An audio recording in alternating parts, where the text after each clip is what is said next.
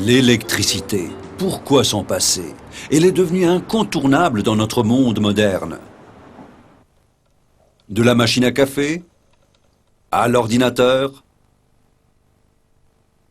de la lampe, à l'installation industrielle. Plus rien ne marche désormais sans électricité. Mais qu'est-ce que c'est au juste? Essayons de faire un petit comparatif. En pneumatique, le vecteur d'énergie, c'est l'air. En hydraulique, c'est l'huile.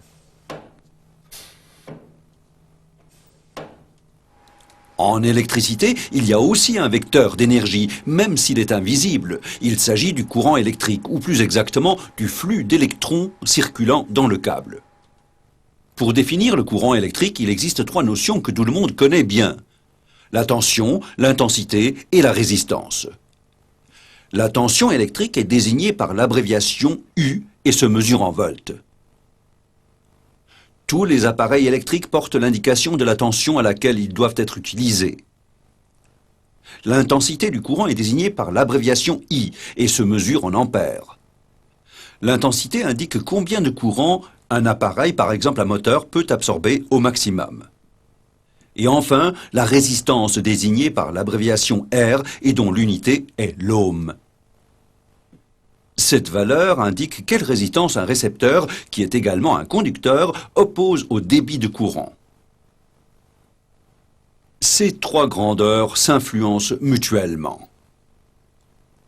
Le tout peut s'exprimer par une formule extrêmement simple, U égale R fois I, c'est-à-dire que la tension est égale au produit de la résistance par l'intensité, ou bien, inversement et plus proche de la pratique, intensité égale tension par résistance, car c'est généralement la tension qui est indiquée, et tout cela porte aussi un nom, il s'agit de la loi d'Ohm. Procédons maintenant à un petit essai. Les éléments blancs sont les câbles électriques. Nous disposons d'une tension U de 24 volts. La résistance R de la lampe est constante et l'intensité I est de 84 mA.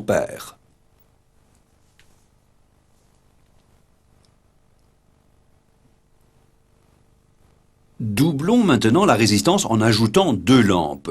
Au niveau de la source de courant, nous avons toujours 24 volts.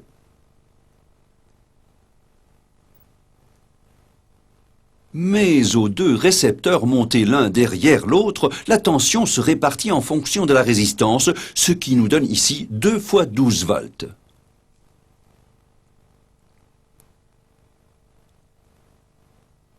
Étant donné que l'intensité est également divisée par 2, soit 41 mA, la luminosité des deux lampes sera moins importante que pour une seule auparavant. C'est l'inconvénient de ce qui s'appelle le montage en série. Sur un montage en parallèle, comme nous le voyons ici, les choses sont différentes, étant donné que chacune des lampes forme en quelque sorte un circuit indépendant de la source de courant, toutes deux recevront la même tension.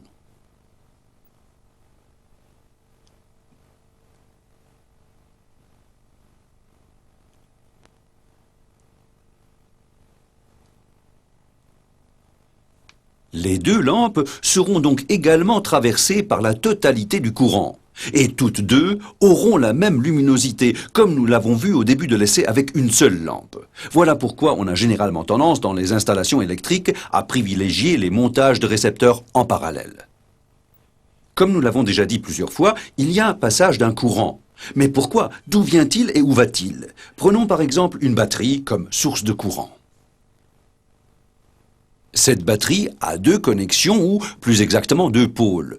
Un pôle plus et un pôle moins. Si nous raccordons l'un des câbles d'un récepteur à l'un des pôles, il ne se passe rien. Ce n'est que lorsque l'autre câble est raccordé au second pôle que la lampe s'allume. En effet, le courant ne peut circuler que si le circuit électrique est fermé. De fait, peu importe de quelle manière on raccorde la lampe, elle s'allumera quel que soit le sens dans lequel on connecte les deux pôles de la batterie. La seule chose qui importe, c'est la différence de tension entre les pôles. Mais au fait, pourquoi la lampe s'allume-t-elle et pourquoi pas toujours à la même luminosité? C'est là qu'intervient à nouveau la loi d'Ohm. Le filament de la lampe présente une résistance que nous supposons toujours constante. Pour une tension de 12 volts, l'intensité est de 41 mA. Étant donné la résistance qu'il présente au frottement, le filament est échauffé par le passage des électrons jusqu'à l'incandescence.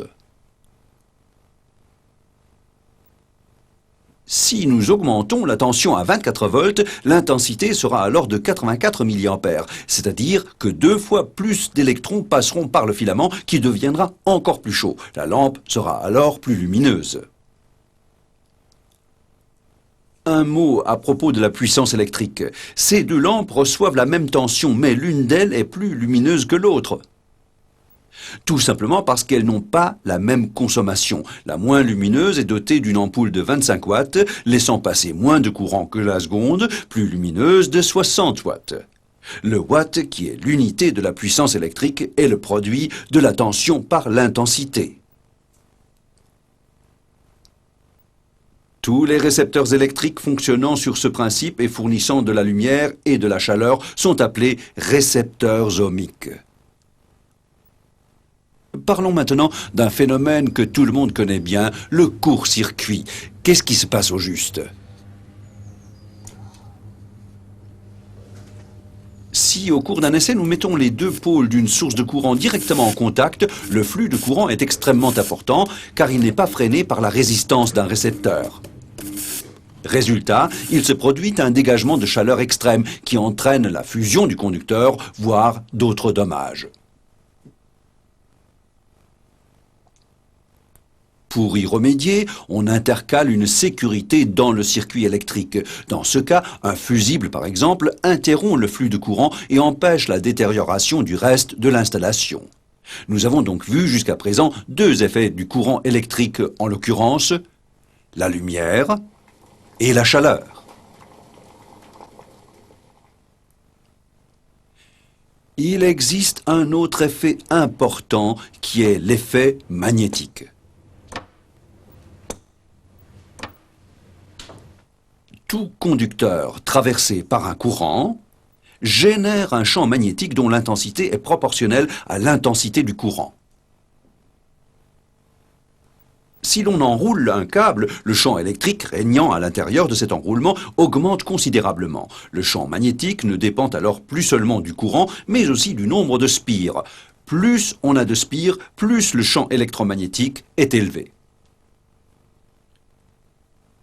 Si l'on introduit dans cet enroulement vide une barre en fer doux, la force électromagnétique augmente nettement. C'est sur ce principe que fonctionnent les électroaimants. Autre phénomène, si la barre en fer doux est mobile, le fait d'appliquer une tension et de faire circuler un courant crée un champ magnétique qui attire la barre vers le milieu de la bobine. Le noyau joue donc ici le rôle d'induit. Nous aurons l'occasion de revenir sur cet effet spécifique dans le chapitre électrodistributeur.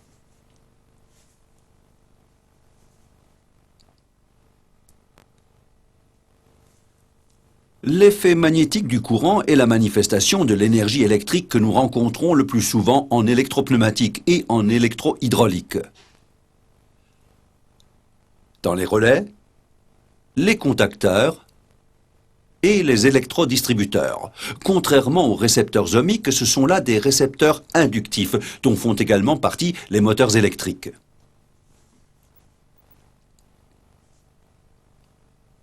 Quelques mots encore sur les dangers du courant électrique.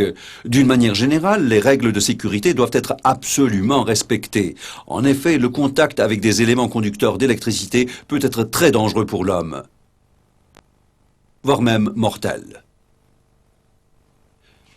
Comme vous avez pu le constater, un court-circuit peut avoir de graves conséquences. Par exemple, un incendie ou la destruction d'une installation. Autre règle de base très importante, seul un personnel spécialisé autorisé peut intervenir sur une installation électrique et bien entendu uniquement après avoir coupé le courant électrique. Autre mesure de sécurité, les câbles conduisant de haute tension doivent être posés de façon à être hors d'atteinte et à ce qu'aucun arc électrique ne puisse se former.